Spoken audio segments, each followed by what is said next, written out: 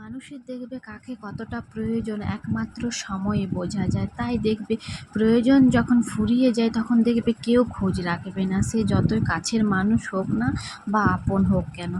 কথা দিয়ে অনেকে দেখবে কথা রাখতে পারে না, তাই কথা দেওয়ার কোনো মানেই হয় না। কথা দিয়ে তুমি কথা না রাখা, মিথ্যে অভিনয়টা না করাই ভালো। অনেকে আবার আছে দুঃখ দেয়, তাই দুঃখ দিলে দেখবে তোমাকেও একদিন দুঃখ পেতে হবে, সেটা আজ হোক বা কাল। নিজের কষ্টগুলো একমাত্র দেখবে নিজেই বুঝবে, অন্য কেউ বুঝবে না, তাই কষ্টগুলো নিজের মনের মধ্যে গোপন রাখাই ভালো। পৃথিবীতে সবচেয়ে কঠিন কাজ কি জানো? সবাইকে সুখী রাখা।